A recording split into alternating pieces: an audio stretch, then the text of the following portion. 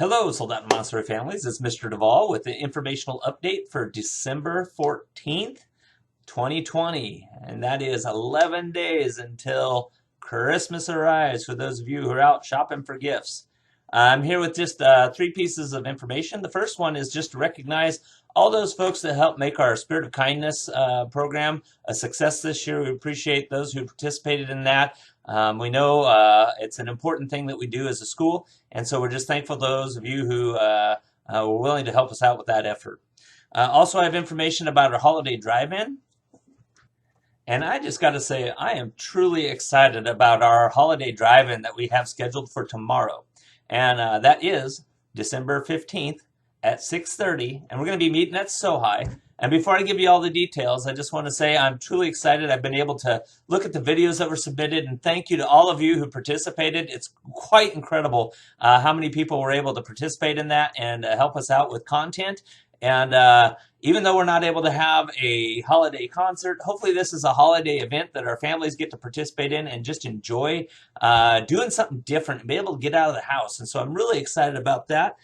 But our drive-in is scheduled for tomorrow at 6:30 at Sohi. And let me say this. I live and grown up in Soldotna, and I understand 6:30 is usually a really soft, fuzzy number as a start time. I'm going to be prompt with starting that video at 6:30. And so at a drive-in, it's really important that you get there when they open to have cars come in and get parked, and then get our lights turned off so that we can start on time. And so we're going to have people arriving. We're going to open up to have people arrive at 6 o'clock. So that gives us a half hour to get everyone in and parked. We have spaces for around 60 vehicles.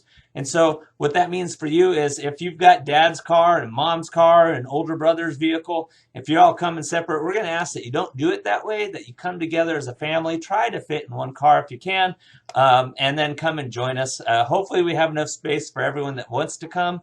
If not, there is some spillover space, but your view may not be quite as good. Also, if you're arriving a little after 6:30, we will have started, and just know that when you're driving up, your lights are going to probably cause some problems for viewing. And so just bear that in mind. Hopefully you're there between that 6 and 6:30 time, and we can get you parked. We'll have 4 rows. We'll have 3 pull-in rows and 1 back-in row on the back side of Sohi. So my last piece of information is really just talking about what it's going to look like when you come back in January. And so if you did not hear that the district has made an announcement that students in pre-kindergarten through 6th grade, all of them can come back to school in person starting on January 19th. So school starts on January 4th. And so what are we doing between January 4th and January 19th? Well, that is still distance learning. And so our teachers will still be meeting with students in those Zoom sessions during that time. And I will say that that time frame, because we have some things that are shifting around for us, that your teachers will likely be reaching out to you with a schedule about when they'll be meeting on those 2 weeks before students are able to return. And so just know that some of what you've already become accustomed to on return, there might be a little bit of a schedule shift on that distance learning time. Not a lot, but there might be some that affects you. But then on January 19th, we get to have students back at school, and man, I am so excited for that. And I know our teachers are excited for it, and I know that families and students are excited for that as well. And so we just can't wait for that day.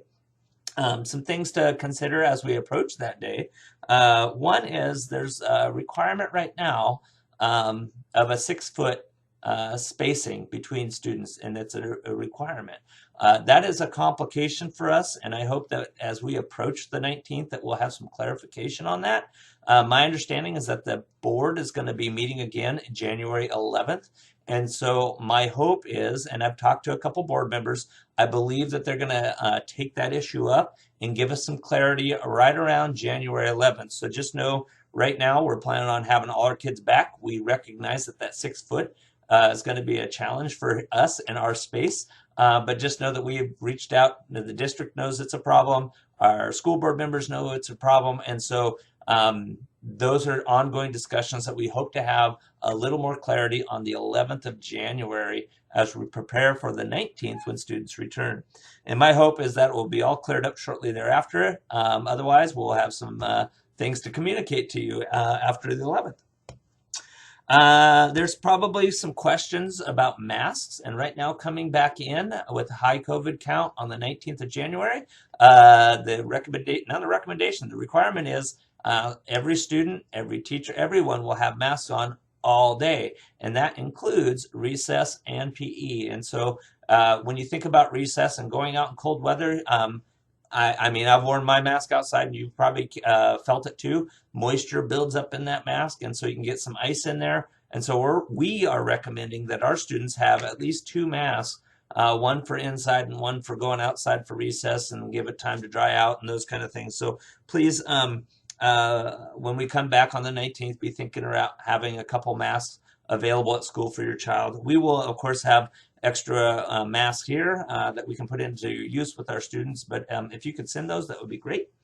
And then regarding contact tracing, with the increased number of cases and being able to be all together, contact tracing is it's going to come to light a little bit more often than it was just before we went into red.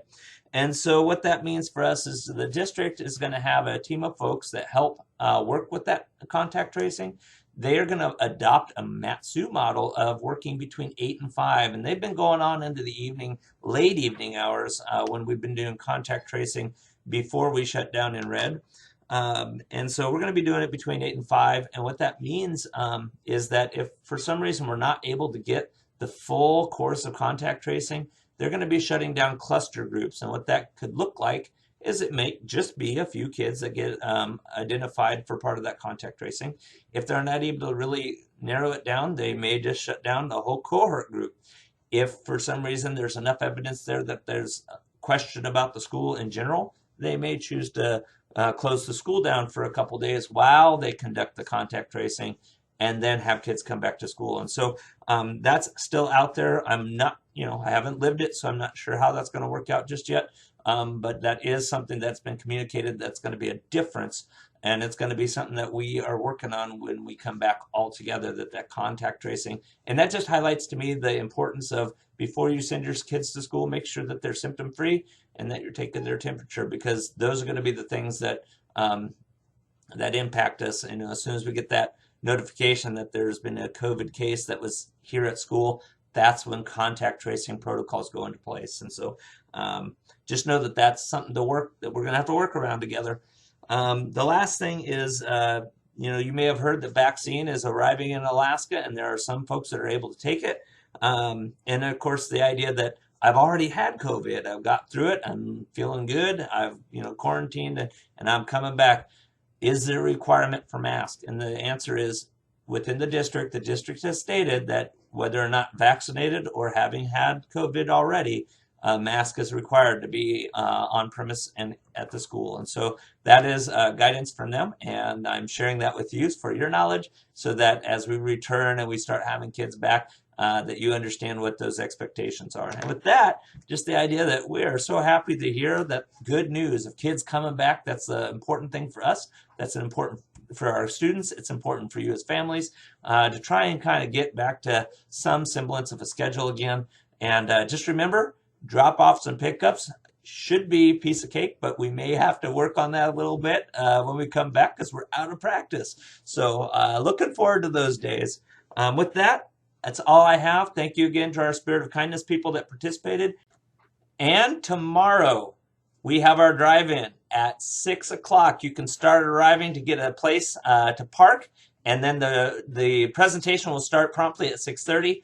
Please note that we need to stay in our cars. That's part of our mitigation. Can't get out, move around, talk to folks. And also, if you are like, man, I got to have that popcorn for my show, bring that with you. We will not have things that we'll be handing out to you during that showing. We're just hopeful that you can get out of the house, go do something fun together, and enjoy the presentation of our families and our students, and just have a good time with your family. Anyway, take care, and we'll see you tomorrow night, hopefully.